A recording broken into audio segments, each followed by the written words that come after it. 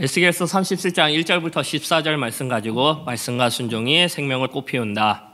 말씀과 순종이 생명을 꽃피운다 라는 말씀으로 은혜 나누겠습니다. 오늘 성경 본문 말씀은 에스겔서의 4가지 환상 중에 하나입니다. 세부적으로 보면 에스겔서 37장 1절부터 10절은 환상의 말씀이고요. 11절부터 14절은 환상에 대한 해석의 말씀입니다. 그리고 이 말씀에는 하나님과 에스겔의 대화가 나왔는데 이 대화를 주목해야 합니다. 마른 뼈의 환상에 대한 말씀입니다. 많이 들어보실 거라 생각합니다. 책의 제목도 있고요. 많은 설교들이 있습니다. 설교의 이해를 돕기 위해 역사적 배경을 살펴볼 필요가 있습니다. 에스겔 선지가 살았던 유다는 바벨론에 의해 나라가 멸망했고요.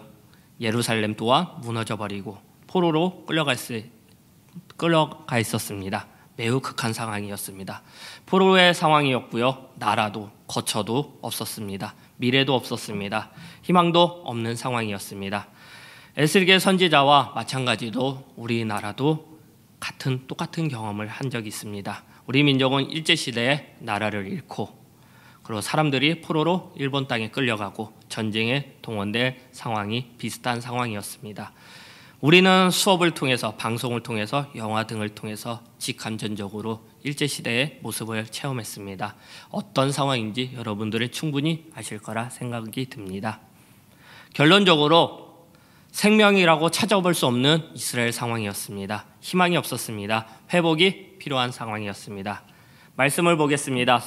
에스겔 37장 1절 2절 말씀입니다. 여호와께서 권능으로 내게 임재하시고 그의 영으로 나를 데리고 가서 골짜기의 가운데 두셨는데 거기 뼈가 가득하더라. 나는 그 뼈 사방으로 지나가게 하시기로 본즉 그 골짜기 지면에 뼈가 많고 아주 말랐더라. 하나님께서는 에스겔을 골짜기로 인도하셨습니다. 에스겔을 골짜기 가운데 있는 마른 뼈를 보게 만드셨습니다. 그 뼈들은 사방에 퍼져 있었고요. 그 양은 심이 많았습니다. 뼈는 아주 말랐더라고 성경에서 말하고 있습니다. 아주 말랐더라. 시간적으로 아주 오래된 시간이었고요. 아주 오래된 지속적으로 되었던 시간입니다. 결론적으로 아주 메말라 있었습니다. 계속 그 상황이 유지되고 있는 상황이었습니다. 최악이라는 단어밖에 설명이 되지 않습니다. 절망적인 상황이었습니다. 생명이라고는 찾아볼 수 없는 상황이었습니다. 쉽게 보면 저는 캄보디아에 가본 적이 없는데요. 저희 교회도 캄보디아에 선교를 했었죠. 캄보디아의 킬링핀들을 생각하시면 딱 알맞는 상황이라고 생각합니다. 정말 암울한 상황이고요. 기분이 나쁠 것입니다. 다시 말씀을 보겠습니다. 37장 11절입니다. 또 내게 이르시되 인자야 이 뼈들은 이 이스라엘 온 족속이라. 그들이 우리의 뼈들이 말랐고 우리의 소망이 없어졌으니 우리는 다 멸절되었다 하느니라. 우리의 뼈들이 말랐고 우리의 소망이 없어졌으니 우리는 다 멸절되었다. 구체적인 상황을 에스겔 선지자는 말하고 있습니다. 보여주고 있습니다. 12절의 말씀을 보시면 더 구체적인 단어로 우리의 소망이 없는 상태, 우리가 다 멸절된 상태, 무덤이라는 단어로 표현하고 있습니다. 무덤은 시체들만 있고 죽음만 있는 곳, 생명이 없는 곳입니다. 지금 우리나라의 상황은 어떻습니까? 우리나라의 교회들, 사회, 직장들은 어떻습니까? 그리고 우리의 학교들은 어떻습니까? 다 죽어가고 있지 않습니까? 희망이라고 있습니까? 생명이 있습니까? 설교를 준비하는 중에 안타까운 뉴스를 보게 되었습니다. 23일 새벽 마포구 창천동 와우산공원, 가까운 동네라서 이렇게 제가 눈이 더 간 것 같습니다. 경찰 공무원 시험을 준비하는 청년, 경찰 공무원 채용 필기시험 합격자 발표 날, 그는 자살하고 말았습니다.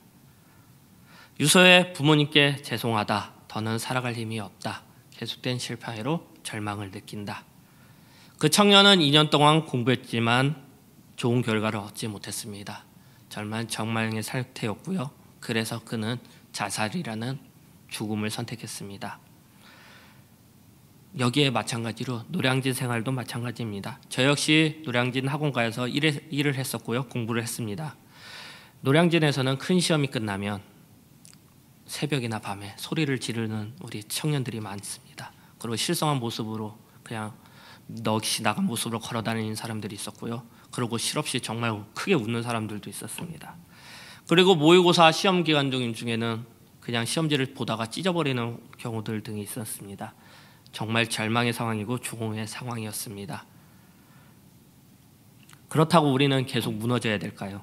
계속 죽어가면 안 되는 것입니다. 회복해야 되는 것입니다. 새롭게 나아가야 된다는 것입니다. 에스겔서 37장 14절 말씀입니다. 내가 또 내 영을 너희 속에 두어 너희에게 살아나게 하고 내가 또 너희를 너희 고국 땅에 두리니 나 여호와의 이 일을 말하고 이룰 줄을 너희가 알리라. 여호와의 말씀입니다.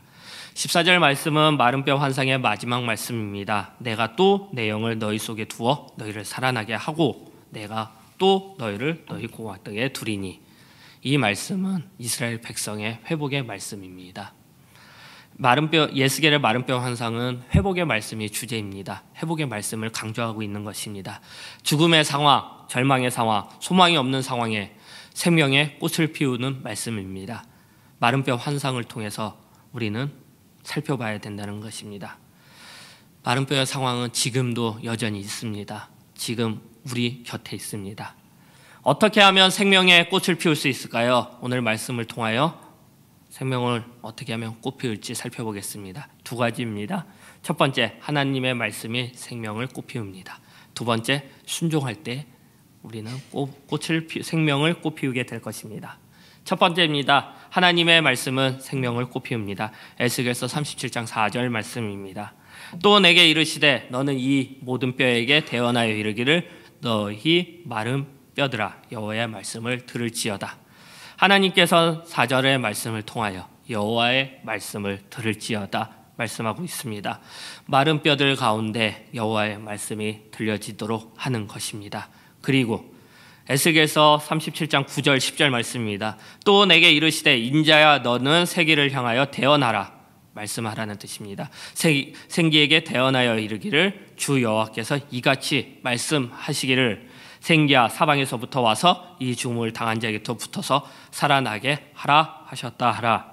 이에 내가 그 명령대로 대언하였더니 생기가 그들에게 들어가매 그들이 곧 살아나서 일어나 서는데 극히 큰 군대더라. 마른 뼈에 말씀이 들려졌을 때 그들은 살아났습니다. 생명을 얻어 살아났습니다. 그리고 큰 군대를 이루게 되었습니다. 말씀을 인해 생명을 받은 것입니다. 그리고 그 뼈들은 생명을 얻었습니다. 하나님의 말씀이 능력이라는 것입니다. 하나님의 말씀에 살리는 힘이 있다는 것입니다. 히브리서 말씀을 보겠는데요. 히브리서 4장 12절 말씀입니다. 하나님의 말씀은 살아있고 활력이 있어 좌우의 날선 어떤 것보다도 예리하여 혼과 영과 및 관절과 구슬을 찔러 쪼개기까지 하며 또 마음의 생각과 뜻을 판단하니. 하나님의 말씀은 살아있고 활력이 있어. 하나님의 말씀은 살아있습니다. 생명을 꽃피우게 할 수 있다는 것입니다. 말씀은 생명입니다. 말씀은 살아있기 때문에 죽어버린 것들을 회복시키십니다. 그리고 지금 이 시대에 무엇이 필요한지 정확하게 보여주고 있는 것입니다. 이 시대는 하나님을 저버렸습니다. 나라에서도 교회에서도 학교에서도 사회에서도 죽어버렸습니다. 생명을 잃어버린 모습을 곳곳에서 우리는 살펴볼 수 있습니다. 하나님을 섬겨야 되는 우리는 하나님의 자리에 나 자신의 명예 및 권력, 내 욕심, 내 자아 등을 통하여 모든 것을 죽어버리게 만들고 있습니다. 이 모든 것들이 생명 없는 것으로 변화되고 있는 것입니다. 정말 말씀을 듣고 있습니까? 하나님의 말씀은 절망적인 상황을 바꿔버립니다. 하나님의 말씀은 생명을 줍니다. 생명이 우리를 살게 만드는 것이고 이 세상을 살아가게 만드는 것입니다. 생명이 있는 교회가 부흥하는 것입니다. 생명이 있는 교회가 하나님의 사명을 감당할 것입니다. 말씀이 생명을 꽃피우는 것입니다. 이사야 40장 8절 말씀입니다. 푸른 마르고 꽃은 시드나 우리의 하나님의 말씀은 영원히 서리라 하라. 하나님 말씀은 영원한 것입니다. 시간에 구애받는 것이 아닙니다. 생명의 하나님 말씀을 사모하시기 바랍니다. 이 세상의 지식들과 사람들의 이야기는 하나님의 말씀과 틀립니다. 그것들은 빨리 사라지는 것이고 하나님의 말씀은 영원한 것입니다. 하나님의 말씀을 보고 듣고 느끼시기 바랍니다. 그리고 사모하시기 바랍니다. 그리고 그 하나님의 말씀을, 그 생명을 전하시기 바랍니다. 예배만이 살 길이고 선교만이 살 길인 것입니다. 얼마 전 이제 목사님도 얘기하셨죠. BY의 수상소감. 저도 다시 한번 봤습니다. BY라는 힙합 가수. 그는 수상소감에 자신은 꿈을 이뤘다고 합니다. 꿈을 이루고 싶다고 얘기하고 있습니다. BY의 꿈은 시상식에서 내가 맞는 진리, 그 내가 믿는 하나님의 말씀을 수상소감으로 말하는 것이라고 얘기합니다. 그가 말한 것은 요한복음 1장 1절부터 3절 말씀입니다.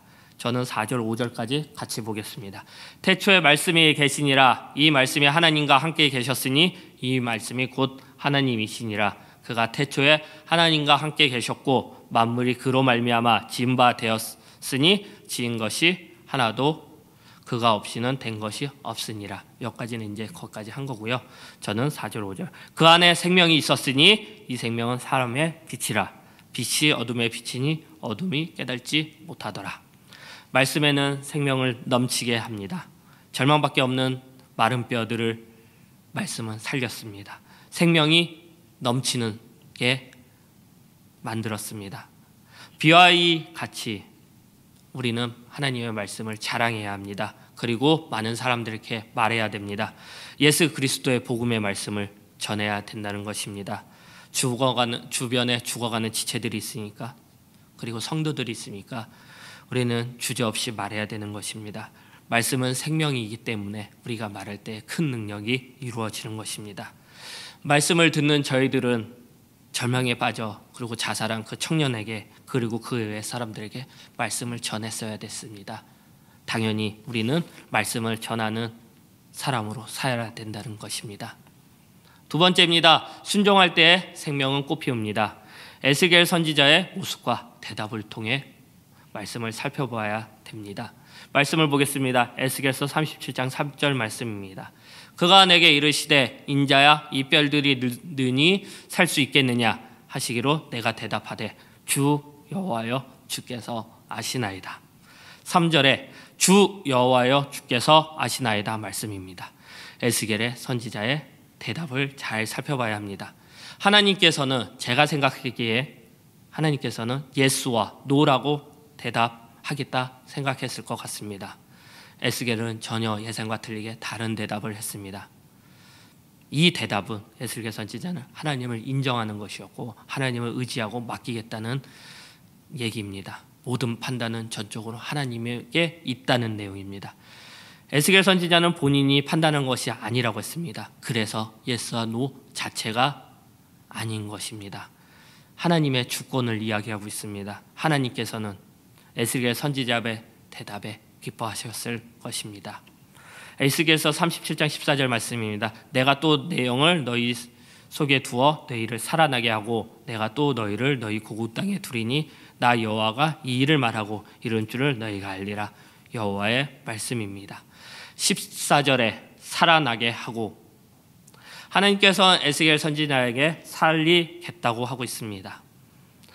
오늘 37장 1절부터 14절 말씀에서 살다라는 동사가 히브리어가 5번 사용했습니다. 특히 3절의 질문 아까 있었죠. 그 히브리어 단어를 강하게 보여주고 있는 단어들이었습니다. 인자야 이 뼈들이 능히 살 수 있겠느냐.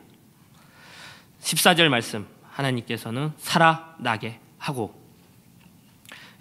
하나님께서는 살리겠다는 의지를 갖고 에스겔에게 물어봤던 것이었습니다. 그랬었기 때문에 예스와 노라는 대답이 어울리지 않는 것입니다.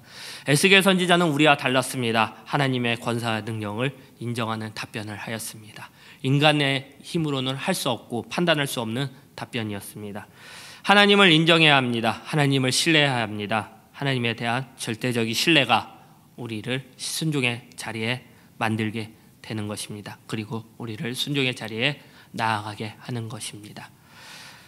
말씀입니다. 37장 7절 말씀입니다. 이에 내가 명령을 따라 대언하니 대언할 때 소리가 나고 움직이며 이 뼈 저 뼈가 들어맞아 뼈들이 서로 연결되니라. 37장 10절 말씀입니다. 이에 내가 그 명령대로 대언하였더니 생기가 그들에게 들어가며 그들이 곧 살아나서 일어나서는데 극히 군군대더라. 하나님에 대한 에스겔 선지자는 순종함이었습니다. 하나님의 말씀에 에스겔은 그대로 행하는 모습을 보여주고 있습니다. 그 명령대로 대언하였더니 확실하게 에스겔은 그 명령대로 대언하였습니다. 순종의 모습을 보여주고 있는 에스겔 선지자입니다. 하나님의 명령에는 내 의심과 생각을 전혀 넣어서는 안 됩니다. 하나님에게는 믿음만 있어야 됩니다. 에스겔을 의심하지 않았기 때문에 그 명령대로 대언하였다고 말하고 있습니다. 전적인 믿음과 신뢰가 있어야 전적인 순종이 있습니다. 하나님의 말씀은 100% 믿음과 신뢰가 있습니다. 하나님의 명령에는 100% 믿음과 신뢰가 있습니다. 하나님의 말씀과 명령에는 100% 믿음과 신뢰가 있다는 것입니다. 에스겔 선지자는 하나님의 명령이기에 따라 행동했습니다. 순종했습니다. 우리의 자아와 생각은 100% 순종의 적이 있습니다. 그것은 우리의 자아와 생각이 100% 순종의 적이라는 것입니다. 하나님에 대한 전적인 순종으로 행동할 때 모든 것이 회복됩니다. 생명의 꽃을 피울 것입니다. 한 명의 우리 성경 인물을 찾아보겠습니다. 창세기 7장 1절부터 5절 말씀입니다. 노아에 대한 얘기입니다. 창세기 1장 1절부터 5절입니다. 여호와께서 노아에게 이르시되 너와 내 온 집은 방주에 들어가라. 이 새에 대해 내가 내 앞으로 의로움을 내가 보았음이니라.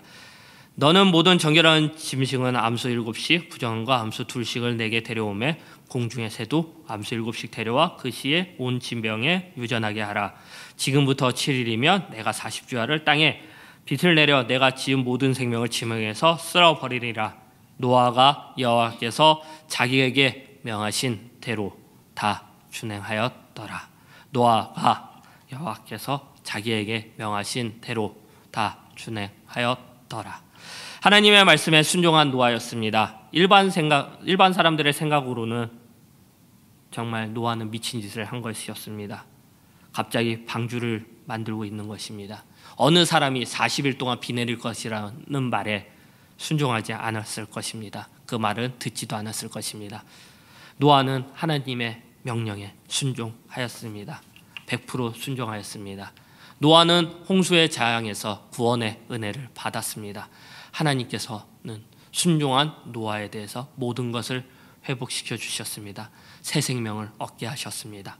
히브리서 말씀을 통해서 노아를 정리해 보겠습니다. 히브리서 11장 7절 말씀입니다. 믿음으로 노아는 아직 보이지 않는 일에 경고하심을 받아 경외함으로 방지를 준비하여 그 집을 구원하였으니 이로 말미암아 세상을 정죄하고 믿음을 따르는 의의 상속자가 되었느니라. 하나님의 경외함으로 하나님을 순종함으로 노아는 구원함을 받았습니다. 생명의 축복을 받았다는 것입니다. 여기서 저 이제 제 친구 이야기를 또 하겠는데요. 2008년 8월이었습니다. 8월 말에 우리나라를 시끄럽게 뜨겁게 만들었던 기사가 있었습니다. 관악구에 위치한 모 교회였는데요. 필리핀 북부 판가난시에서 빗길에 교통사고가 난 사건이었습니다. 지금도 검색하시면 아실 것입니다. 담임 목사님을 포함해서 5명의 교육자가 순교하였습니다. 담임 목사님 그리고 사모님, 그 다음에 부목사님, 사모님, 그 다음에 또 다른 부목사님. 그때 교회에서는 말합니다. 현지 선교와 청소년 사역을 살펴보기 위해 갔었다고. 휴가 기간을 통해서. 담임 목사님의 목표는 선교하는 교회였습니다. 제 친구의 이야기입니다. 저랑 같이 고등학교 때 같이 다녔던 친구인데요. 그리고 저도 신앙부장이라는 걸 했기 때문에 다른 반 신앙부장을 했습니다. 문과가 2반밖에 없었어요. 여자, 남자, 공학인데도 남자 반은 문과 2반인데 저랑 신앙부장이 둘이니까 둘이 좀 친하게 많이 지냈는데 정말 큰 교회였습니다. 관악구에서. 그리고 많은 인기가 있었고 섬김의 본, 그 다음에 선교의 본을 보였던 교회였습니다. 근데 한순간 교통사고로 인해 모든 교육자들과 영적 지도자와 교회는 쑥대밭이 되었습니다. 정말 절망의 상황이었습니다. 당황스러운 상황이었습니다. 교회는 앞이 보이지 않는 상황이었습니다. 미래가 없었습니다. 답이 없었습니다. 저 역시 정말 그때는 멘붕의 상황이었습니다. 멘붕. 어떻게 알지 못하겠더라고요. 어떻게 답할 수도 없었고 친구한테 위로조차 할 수 없었더라고요. 하지만 중요한 것은 하나님 부르심에 명령에 순종하고 있습니다. 그 교회는 지금 그 교회는 생명력 있게 사역하는 교회가 되었습니다. 하나님의 명령에 따라 하나님의 말씀에 따라 순종하는 교회입니다. 제 친구 역시 그 아픔을 잊고 하나님의 말씀을 따라 그 교회에서 찬양 담당 교육전도사로 일하고 있습니다. 극한 고통 속에서도 이해할 수 없는 상황 속에서도 순종하고 있는 것입니다.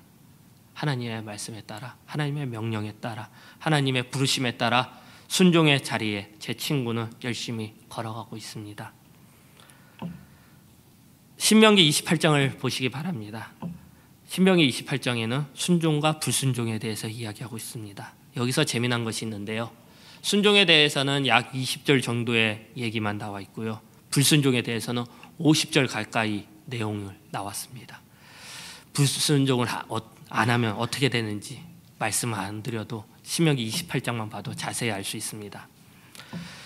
우리는 에스겔 선지자와 마찬가지로 제 친구 전도사와 마찬가지로 순종의 자리에 가야 합니다. 선교는 하나님의 명령입니다. 선교 현장에 가시기 바랍니다. 100% 순종만 있으면 되는 것입니다. 선교에 순종하겠다 결정하시고 하나님 환경과 여건은 기도하시면서 준비하길 바랍니다. 말씀을 마무리하고자 합니다. 이제 개나리와 진달래 그리고 벚꽃들이 꽃을 환하게 피울 것입니다. 오늘 마른 뼈 환상을 통해서 절망적인 상황 속에서 희망이 없는 상황 속에서 미래가 없는 상황에서 회복의 모습을 보았습니다. 생명을 보았습니다. 하나님을 100% 신뢰하시기 바랍니다. 순종하시기 바랍니다. 생명의 말씀을 사모하시기 바랍니다. 담임 목사님의 저서들이 쭉 있죠. 저는 이제 책들을 이렇게 모아놨는데 이렇게 출판일별로 모아놨습니다. 근데 여기서 좀 재밌는 것들을 알게 됐어요. 우연히 발견한 건데요. 마른 뼈도 살아날 수 있다. 첫 번째 책입니다. 근데 목사님의 제일 마지막 책도 마른 뼈도 살아날 수 있다. 개정판입니다.